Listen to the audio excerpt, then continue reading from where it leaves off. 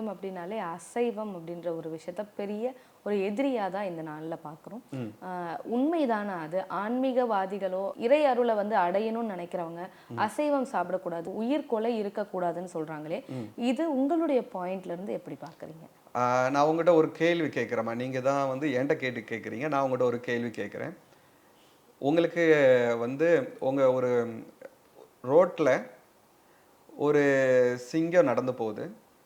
அதற்கு பின்னாடி ஒரு மான் நடந்து போகுது.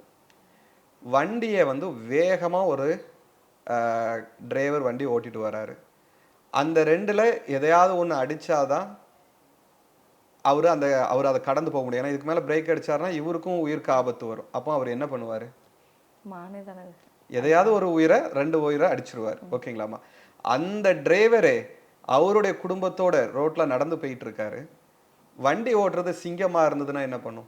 அதுக்கேத்த மாதிரி தான் சிங்கமும் அப்போ ரியாக்ட் பண்ணும். நம்ம இனம் மட்டும்தான் நமக்கு ஏதோ உயர்ந்ததாகவும், மற்ற இனங்கள் எல்லாமே நம்மளோட தாழ்ந்ததாகவும் நினைக்கிற பாவமே தப்பு. ம். இப்போ பூனை தானே, அது ஒரு சாதாரண ஒரு விலங்கு. நாய் தானே, அது ஒரு சாதாரண ஒரு விலங்கு. அ ம மனுஷன்லாம் அவரு உயர்ந்தவங்க. ம்.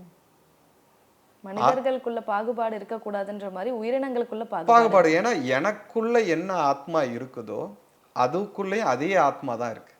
இப்ப எனக்குள்ளது வந்து டிசைன் வேறவாவும், அதுக்குள்ளது டிசைன் வேறவாவும் வைக்கல. இப்ப யானை உருவம் ரொம்ப பெருசா இருக்கு. அதனால ஆத்மா அதுக்கு பெருசா இருக்கும் அப்படிங்கிறது கிடையாது. மனுஷ உடம்பு ரொம்ப சின்னதா இருக்கு. அதனால சின்னதா இருக்குங்கிறது. அப்போ ஆத்மா எல்லார் உடம்புலயும் பரிபூரணமாக இருக்கு. அப்போ நாம் நமக்கு ஒரு ஒரு எறும்பு கடிச்சிச்சுன்னா வேகமா ஐயோ வலிக்குது. நம்ம பிள்ளைக்கு ஒரு எறும்பு கடிச்சுன்னா ஐயோ என் பிள்ளைக்கு எறும்பு கடிச்சிட்டுன்னு வலி வேதனையோட இருக்கிற மாதிரி தானே மற்ற ஜீவராசிகளும் ஃபீல் பண்ணுமா பண்ணாதா? அப்போ இந்த ஆன்மீகத்தை பொறுத்த வரைக்கும் நீ பயிற்சி செய்ய ஆரம்பிக்கும் போது உனக்குள் இருக்கக்கூடிய என்ன பிரம்மம் இருக்கிறதோ அதுதான் அனைத்து இதுக்குள்ளே இருக்கு. நீங்க சாப்பிடக்கூடிய அப்போ நான் சொல்றேன் வெஜிடேரியன்ல வந்து உயிர் இருக்கு, அதுலயும் தானே எல்லாத்துக்குள்ளயும் இருக்கு.